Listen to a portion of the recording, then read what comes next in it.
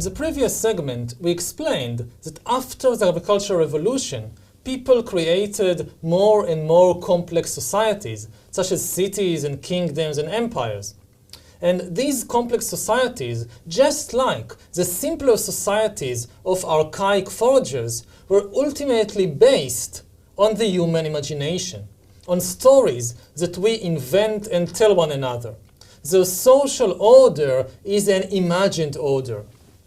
But if this is so, if, for example, human rights are just a story that we invent and believe, isn't there a danger that the social order will collapse? The answer is that there is indeed such a danger. This is exactly why the social order of humans is far, far less stable than the social order of chimpanzees or wolves or ants, and why we humans have so many revolutions and upheavals in history. Still, the social order cannot be changing all the time. Otherwise, you could not build cities and kingdoms and empires and modern states. Therefore, humans invest a lot of efforts and time and money in stabilizing the social order and in stabilizing the stories that uphold the social order. Some of these efforts of stabilization take the shape of violence and coercion. Armies, police forces, courts, and prisons are ceaselessly at work, forcing people to act in accordance with the imagined order. However, an imagined order cannot be sustained only by violence. It also requires some true believers. A single priest often does the work of 100 soldiers far more cheaply and effectively. The priest convinces you to really believe this story, and then you don't need all the soldiers and the police forces to keep you in order. And this was the key for really creating stable social orders. Christianity, for example, would not have lasted for 2,000 years just by violence and coercion. Christianity managed to last for quite a long time because most bishops, most priests, most popes really believed in the stories of the Bible and Jesus and so forth. They really believed it. You didn't need to force them to act in accordance. Similarly, American democracy would not have lasted for 250 years unless most of the presidents and senators and party leaders really believed in equality and human rights and things like that. Yes, here and there are political leaders in the USA that don't just act as if they believe, even though they don't. But this is the exception. Most of them really believe it. Otherwise, democracy would long ago have crumbled. Similarly, when we look at the economic sphere, the capitalist system would long ago have crumbled, could not have lasted even a single day, unless bankers and financiers and heads of large corporations really believed in the stories of capitalism, which we'll discuss in a later lesson. If so, how exactly do you cause people to really believe in an imagined order such as Christianity or democracy or capitalism? This is the main aim of education and socialization. The ways that you cause humans to really believe in these fundamental stories is that from the moment we sapiens are born until the moment we die, we are constantly being told over and over again the basic stories of our society in 1,000,001 different ways.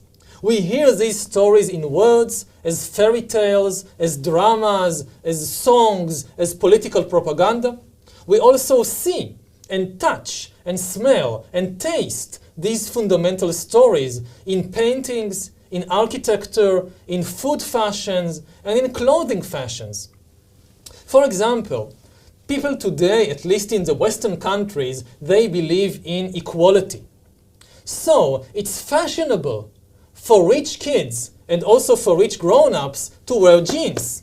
Jeans was originally the clothing of the working class. It was the clothes, the pants that you went to work with, because they are very hard and tough.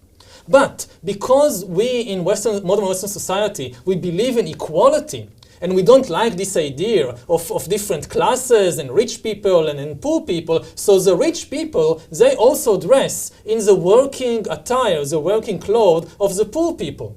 So I'm a professor at university, and I'm lecturing to you now, I don't really need jeans. I mean, I don't do anything dangerous or hard that I need jeans. But because we believe in equality, so by wearing jeans, I'm conveying to you the message that I believe in equality. Look, I dress the same as the working people. If you go back to the Middle Ages, so people in the Middle Ages did not believe in equality. They believed in hierarchy, and you would never catch a nobleman wearing the working clothes of a peasant. It's ridiculous. What nobleman or noblewoman who thinks well about themselves would be caught dead wearing the clothing of common peasants? It's unthinkable, because they did not believe in equality. We do. Much of what we do, we professors of history and sociology and anthropology in the humanities and the social sciences, is exactly to study how the imagined order, how the stories in which we believe are woven into every aspect of daily life, such as the clothes that we wear. In the limited time that we have here in this course, I can't really go deeply into this subject of how the stories in which a society believes are being woven into every part of life. We can only say a few general words. I would therefore like to focus on the three main factors that prevent people from realizing that the order which organizes their lives and their society exists only in their imagination.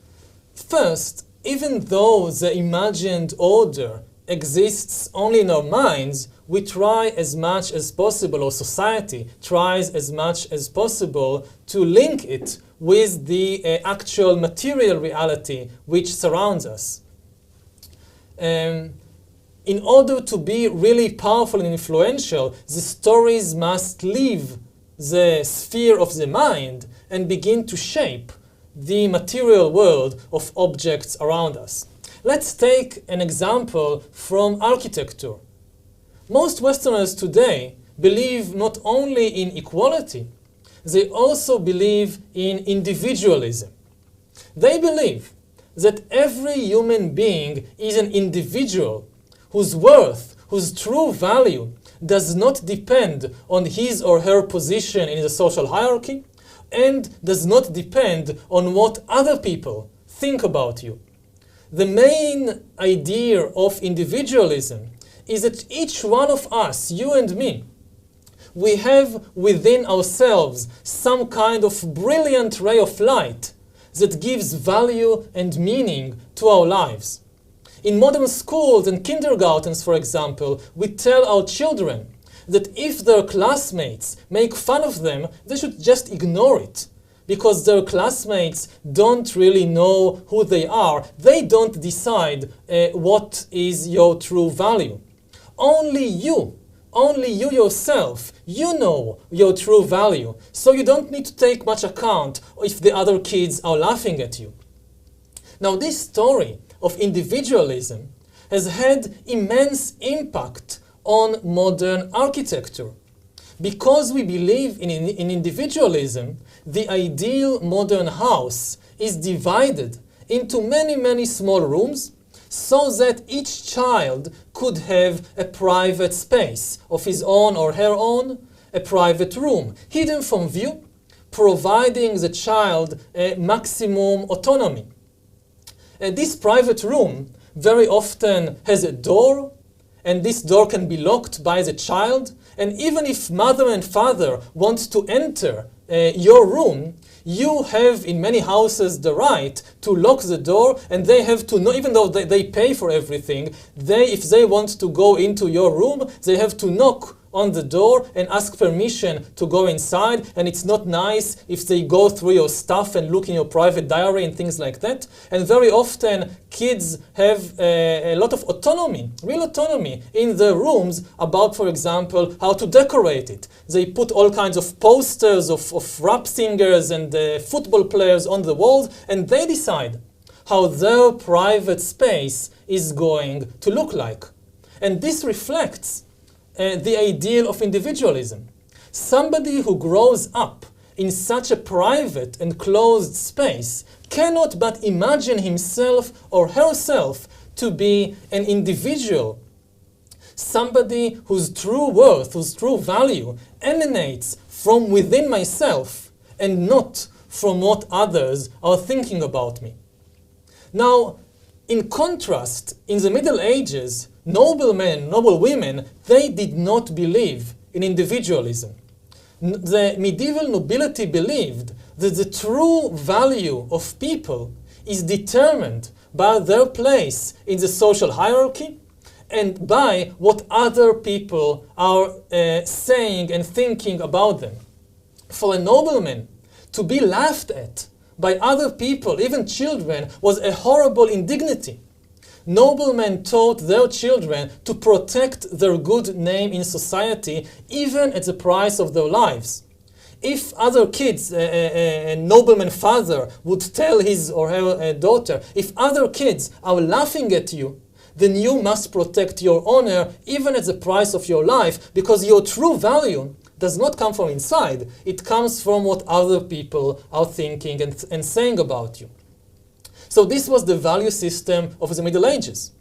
Like the modern story of individualism, so also the medieval story, the medieval value system did not remain just in the mind. It had a huge impact on the world around, on architecture.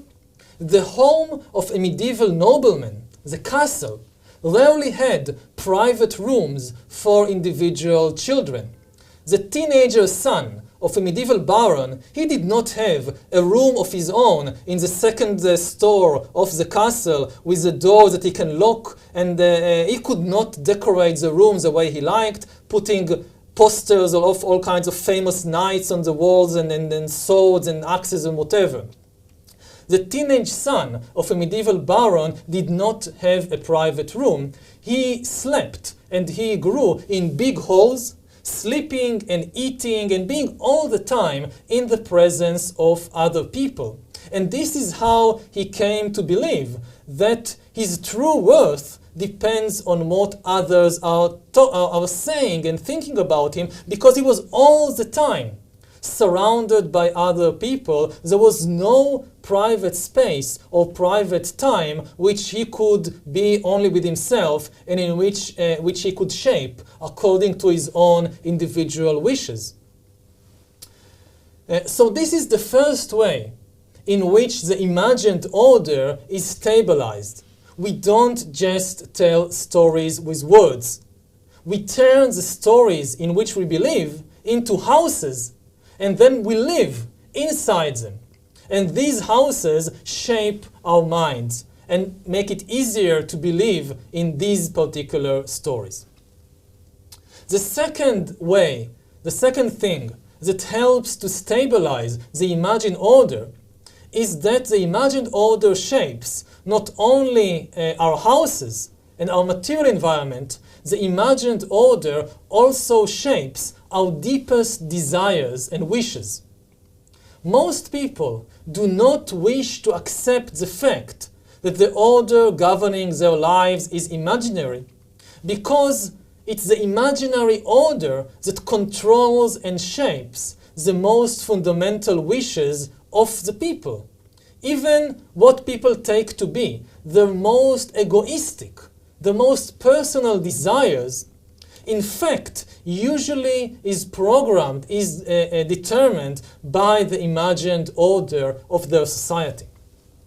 Let's consider, for example, the popular desire today to take a vacation abroad. in France or India or wherever. Many people today dream about going on vacation to some other country. But there is nothing natural or obvious about this desire. A chimpanzee alpha male would never even dream of utilizing his power in the chimpanzee band in order to go on vacation to the territory of a neighboring chimpanzee band. It would be a ridiculous notion for a chimpanzee to have. Similarly, the elites of many human societies, say the elite of ancient Egypt, they spent their fortunes building huge pyramids and having their corpses mummified, but almost none of them, none of the rich people of ancient Egypt, thought about traveling for a summer sale in Babylon or traveling for a ski vacation in Phoenicia. People today spend a great deal of time and efforts and money on vacation abroad, not because it's natural to want such things, but because they have been programmed by the main stories of their societies to want such things. People today are true believers in the stories of what scholars call romantic consumerism. What is romantic consumerism? It's one of the most powerful stories today in the world.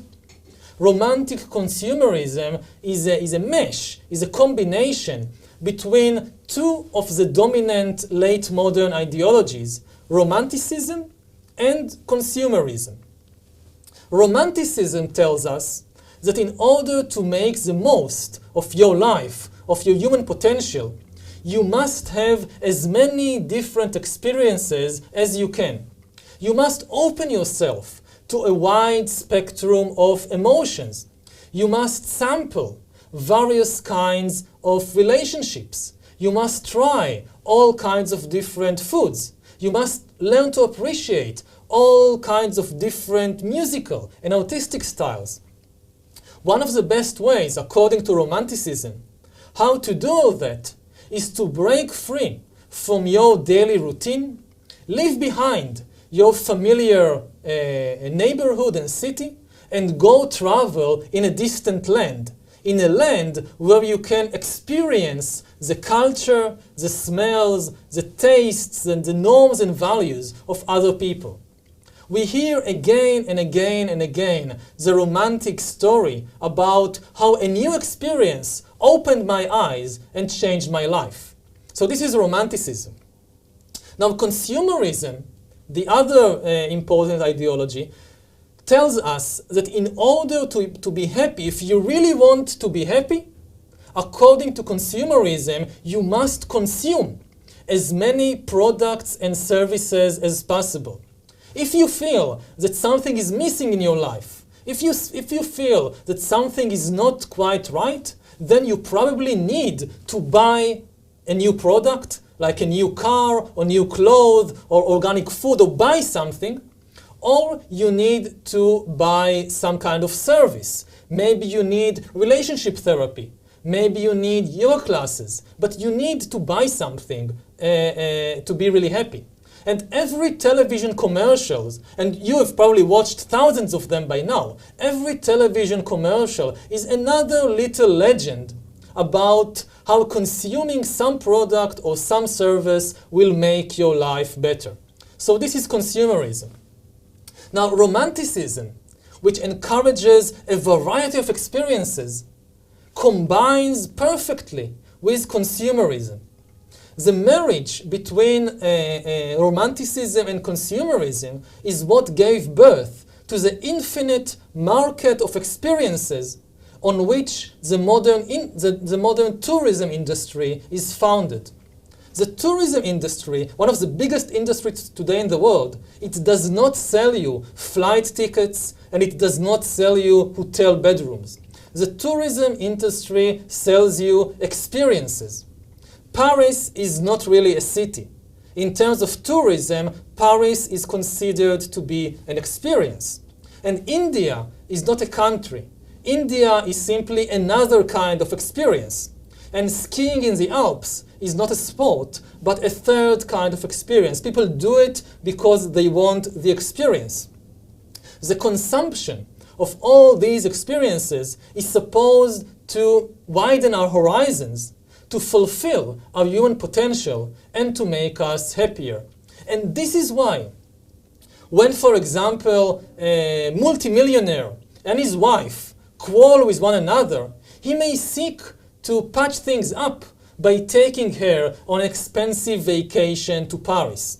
This trip to Paris is not a reflection of some natural and independent desire. It is a reflection of an ardent belief in the story of romantic consumerism. For the sake of comparison, a wealthy man, a rich man in ancient Egypt would never have dreamt of solving a relationship crisis with his wife by taking his wife on vacation to Babylon. Instead, if there was some trouble between himself and his wife, he might have tried to patch things up by agreeing to build for her the sumptuous tomb that she always dreamt about, or agreeing to mummify her body after she dies that she always wanted. Like the elites of ancient Egypt, most people in most societies in history were very busy pursuing all kinds of projects to build pyramids.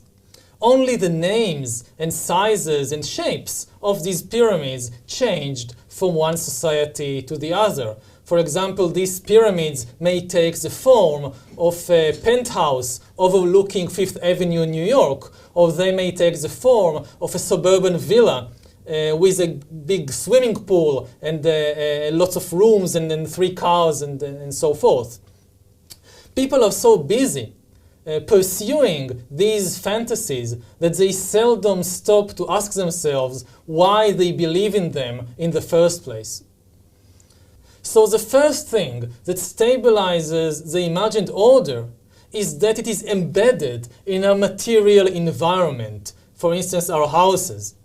The second thing that stabilizes the imagined order is that it is embedded in our own most deepest and cherished desires.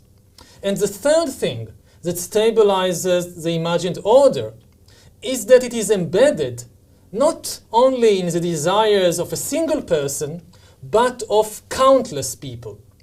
Even if by some superhuman effort you manage to free yourself from the desire to go abroad or to have a big house, you are just one person.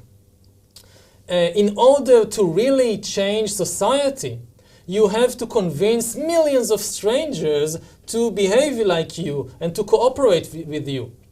For the imagined reality, the imagined order is not a subjective order existing in the imagination of only one person, like only you or only me. Rather, the imagined order is an intersubjective order that exists in the shared imagination of thousands and even millions of people. In order to understand what this means, we should say something about the difference between objective, subjective, and intersubjective. And the difference between them is actually one of the most important messages, not only of this particular lesson, but of the entire course. So I'll try to do it in the clearest way possible. What is objective, subjective, and intersubjective? Well, objective is something that exists independently of human consciousness and of what humans believe and invent and tell one another. For example, a good example of something that has an objective existence, of an objective reality, is radioactivity. Radioactivity is not a story that people invented and tell one another. Radioactivity existed and influenced people long before anybody knew about it. And it exists even, it influences even people who don't believe in it. The first scholars who discovered radioactivity and studied it in the late 19th and early 20th century, they did not understand what they are dealing with, And very often they did not take any precautions, and therefore some of them, like the famous Marie Curie, she died as a result of being exposed to radioactivity without taking precautions. So this is a very clear example of an objective reality, something that exists and influences people, even if people don't know about it, even if people don't believe in it. So this is something objective. Now, what is subjective? Subjective is something that exists depending on the consciousness and beliefs of a single individual. And it will disappear or change if that particular individual changes his or her beliefs. For example, many children believe in the existence of an imaginary friend. An imaginary friend that only the child himself or herself can see and can talk to. And usually as the child grows up, she or he stops believing in this imaginary friend, and the imaginary friend disappears. Because the imaginary friend is a kind of subjective entity. It exists only in the imagination of a single child, not of many people together. So this is subjective. Now, what is intersubjective?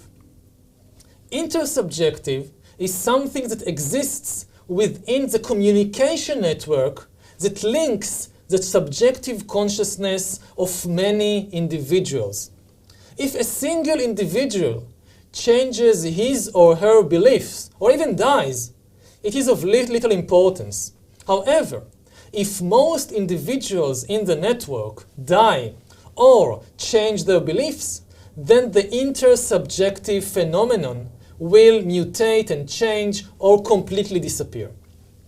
Many, if not most, of history's most important players are intersubjective entities.